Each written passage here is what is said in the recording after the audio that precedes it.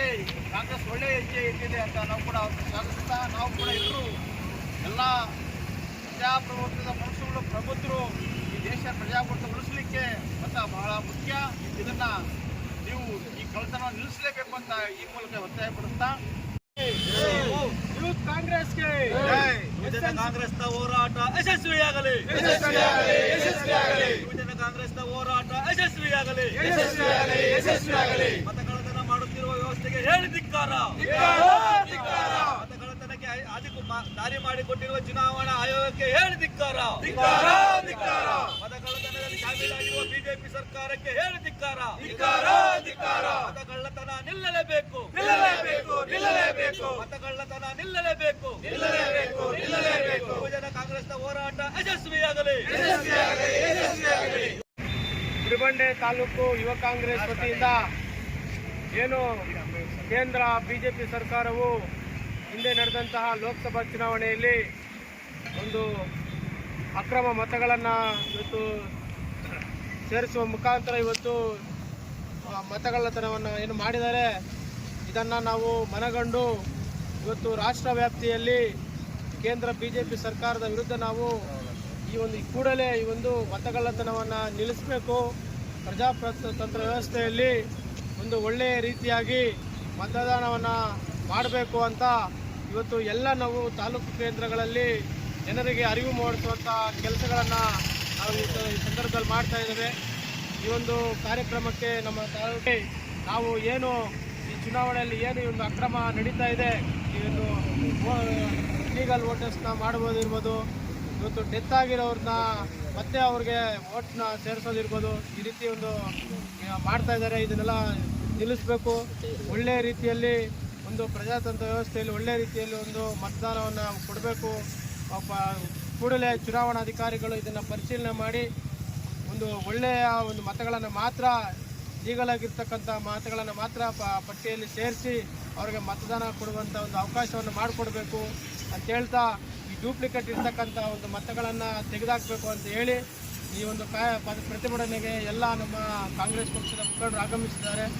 ಬೇಕಾದ ಹಾಗೆ voter list ತಯಾರು ಮಾಡಿಕೊಂಡು ಒಂದು ಮನೆಯಲ್ಲಿ 80 ಜನ, ಒಂದು ಗುಡಿಸಲು ಮನೆಗೆ 80 ಜನ ವೋಟರ್ ಲಿಸ್ಟನ್ನು ಸೇರಿಸ್ಕೊಂಡು ಅವ್ರಿಗೆ ಬೇಕಾದಂಗೆ ವೋಟುಗಳು ಕೊಡೋದು, ನಮಗೆ ಬಹುಮತ ಬಂದಿದೆ ಅಂತ ಹೇಳಿ ಬಹುಮತದ ಹೆಸರಿನಲ್ಲಿ ಈ ದೇಶದ ಬಹುಸಂಸ್ಕೃತಿಯನ್ನು, ಪ್ರಭುತ್ವವನ್ನು ನಾಶ ಮಾಡುವ ತಂತ್ರಗಾರಿಕೆಯನ್ನು ನಮ್ಮ ನರೇಂದ್ರ ಮೋದಿ ಸರ್ಕಾರ ಅನುಸರಿಸ್ತಾ ಇದೆ. ಕಾರಣಕ್ಕಾಗಿ ಇವತ್ತು ರಾಹುಲ್ ಗಾಂಧಿಯವರು ದೊಡ್ಡ ಹೋರಾಟವನ್ನು ಹಮ್ಮಿಕೊಂಡು ಎಲೆಕ್ಷನ್ ಕಮಿಷನ್ಗೆ ಎಚ್ಚರಿಕೆಯನ್ನು ಕೊಡ್ತಾಯಿದ್ರು. ಅಲ್ಲಿನ ಮುಖ್ಯ ಚುನಾವಣಾ ಆಯುಕ್ತರಾದಂಥ ಜ್ಞಾನೇಶ್ ಕುಮಾರು ಅವರಿಗೆ ಯಾವ ರೀತಿ ಜ್ಞಾನ ಇದೆಯೋ ಗೊತ್ತಿಲ್ಲ, ನಮಗಂತೂ ಅರ್ಥ ಆಗ್ತಾ ಇಲ್ಲ. ಮೇಲಾಗಿ ಆ ಚುನಾವಣಾ ಆಯೋಗಕ್ಕೆ ಕಮಿಷನ್ ನೇಮಕ ಮಾಡೋದ್ರಲ್ಲಿ ಕೇಂದ್ರ ಸರ್ಕಾರ ಒಂದು ತಿದ್ದುಪಡಿ ತಂತು. ಆ ತಿದ್ದುಪಡಿಯಲ್ಲಿ ಈ ಹಿಂದೆ 5 ಜನ ಸದಸ್ಯರಿರ್ತಕ್ಕಂಥ ಒಂದು ಕಮಿಟಿ ಇತ್ತು. ಮಾನ್ಯ ನರೇಂದ್ರ ಮೋದಿ ಸಾಹೇಬರು ಕೇವಲ 3 ಜನ ಸದಸ್ಯರನ್ನ ಒಳಗೊಂಡಂತೆ ಮುಖ್ಯ ಚುನಾವಣಾ ಆಯುಕ್ತರನ್ನ ನೇಮಕ ಮಾಡುವಂಥ ಒಂದು ಸಮಿತಿಯನ್ನು ನೇಮಕ ಮಾಡಿರುತ್ತೆ.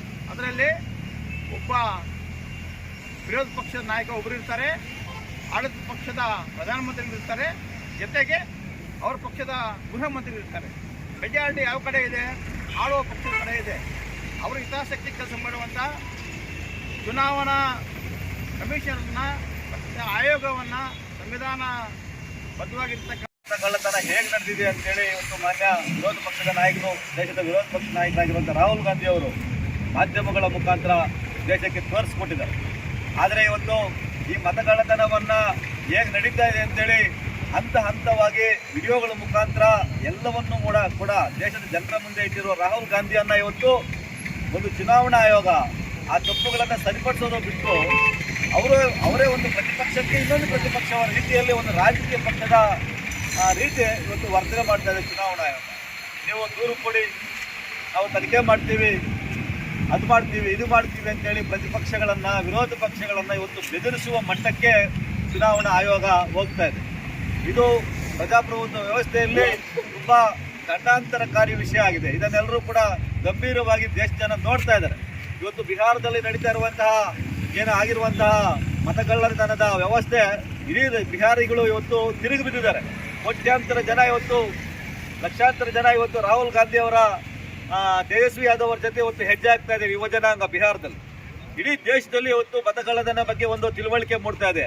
ಅದು ಎಂತ ಸಣ್ಣ ಮಗು ಕೈ ಕೊಟ್ಟರು ಕೂಡ ಆ ಚುನಾವಣಾ ಪಟ್ಟಿಯನ್ನ, ಮತದಾರರ ಪಟ್ಟಿಯನ್ನ ಸಣ್ಣ ಮಗು ಕೈ ಕೊಟ್ಟರು ಕೂಡ ಇದರಲ್ಲಿ 1000 ತಪ್ಪುಗಳಿದೆ ಅಂತೇಳಿ ಒಬ್ಬ LKG ಹುಡುಗ ಕೂಡ ಪತ್ತೆ ಹಚ್ತಾನೆ. ಅಂತದರಲ್ಲಿ ಇವತ್ತು ಚುನಾವಣಾ ಆಯೋಗ ಏನು ಇವತ್ತು ಯಾರು ತಪ್ಪು ನಡೀತಾ ಇದೆಯಾ, ಯಾರು ಕಳ್ಳತನ ನಡೆದಿದೆ ಅಂತೇಳಿ ತೋರಿಸ್ತಾ ಇದ್ದಾರೋ ಅವರ ಮೇಲೆ ಆರೋಪಗಳನ್ನು ಹೊರಿಸುವ ನೀಚ ಮಟ್ಟಕ್ಕೆ ಇವತ್ತು ಚುನಾವಣಾ ಆಯೋಗ ಹೋಗ್ತಾ ಇದೆ. ಇದನ್ನು ನಾವು ಖಂಡಿಸ್ತಾ ಇದ್ದೀವಿ.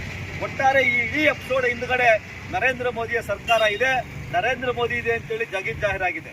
ಯಾಕೆಂದ್ರೆ ಆ ಚುನಾವಣಾ ಆಯುಕ್ತರ ನೇಮಕ ವಿಷಯಗಳನ್ನ ಮೊದಲು ಇದ್ದಂತಹ ಇದನ್ನೆಲ್ಲ ತಿದ್ದುಪಡಿ ತಂದ್ರು. ಅದೊಂದೇ ಅಲ್ಲ, ಸುಪ್ರೀಂ ಕೋರ್ಟ್ ನ್ಯಾಯಾಧೀಶರ ಆಯ್ಕೆಗೂ ಕೂಡ ತಿದ್ದುಪಡಿಗಳನ್ನು ತಂದ್ರು. ಇಷ್ಟು ದಿವಸಗಳಿಗಿಂತ ಈಗ IT ಆಯ್ತು, EDಗಳಾಯ್ತು, ಇವೆಲ್ಲವನ್ನೂ ಬಿಟ್ಟು ಈಗ ಪ್ರತಿಪಕ್ಷಗಳ ಮೇಲೆ ಚುನಾವಣಾ ಆಯೋಗವನ್ನ ಚೂಬಿಟ್ಟಿದ್ದಾರೆ.